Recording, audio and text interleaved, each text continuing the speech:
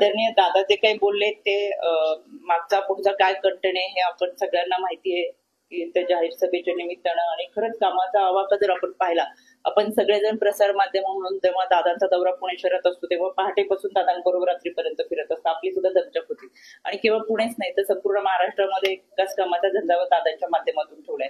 आणि कुठेही निवडणुकीच्या निमित्तानं आम्ही गेलो तर तिथला उमेदवार हा मतदारांना आश्वासन देत असतो की तुम्ही मला मत द्या, मी तुम्हाला आपल्या तालुक्याची जिल्ह्याची बारामती करून दाखवेल.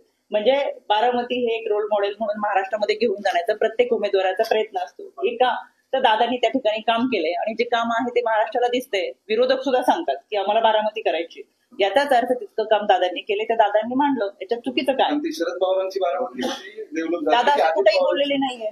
दादांनी जे काम केलं, दादांनी जेव्हापासून राजकारण सुरू केलं तेव्हापासून त्यांनी जे कामं केली ती त्यांनी मांडणं, यात वावगं काय?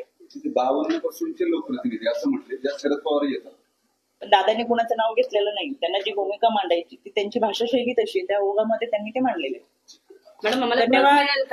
एक प्रश्न होता या प्रकरणामध्ये जे डॉक्टर जोशी आढळतील त्यांचं लायसन्स सस्पेन्शन करण्याकरता आपण मेडिकल काउन्सिलला रेकमेंड करणार का?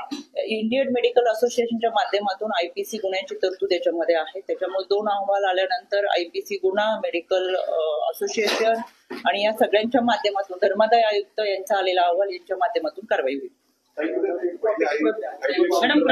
आदरणीय दादा जे काही बोलले ते मागचा पुढचा काय कंटेंट आहे हे आपण सगळ्यांना माहिती आहे की त्या जाहीर सभेच्या निमित्तानं आणि खरंच कामाचा आवाका जर आपण पाहिला, आपण सगळेजण प्रसार माध्यम म्हणून जेव्हा दादांचा दौरा पुणे शहरात असतो तेव्हा पहाटेपासून दादांबरोबर रात्रीपर्यंत फिरत असतो. आपली सुद्धा दर्शक होती आणि केवळ पुणेच नाही तर संपूर्ण महाराष्ट्रामध्ये एकाच कामाचा धंदा दादांच्या माध्यमातून ठेवलाय.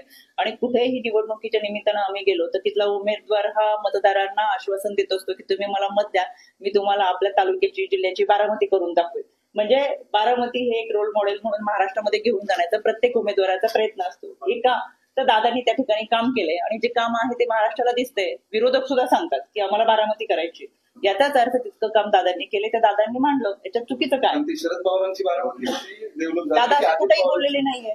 दादांनी जे काम केलं, दादांनी जेव्हापासून राजकारण सुरू केलं तेव्हापासून त्यांनी जी कामं केली ती त्यांनी मांडणं, यात वावगं काय? 52% लोकप्रतिनिधी असं म्हटले ज्यात शरद पवार येतात.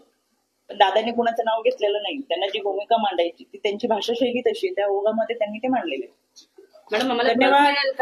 एक प्रश्न होता या प्रकरणामध्ये जे डॉक्टर जोशी आढळतील त्यांचं लायसन्स सस्पेन्शन करण्याकरता आपण मेडिकल काउन्सिलला रेकमेंड करणार का? इंडियन मेडिकल असोसिएशनच्या माध्यमातून आयपीसी गुन्ह्यांची तरतूद याच्यामध्ये आहे. त्याच्यामुळे 2 अहवाल आल्यानंतर आयपीसी गुन्हा, मेडिकल असोसिएशन आणि या सगळ्यांच्या माध्यमातून धर्मादाय आयुक्त यांचा आलेला अहवाल यांच्या माध्यमातून कारवाई होईल.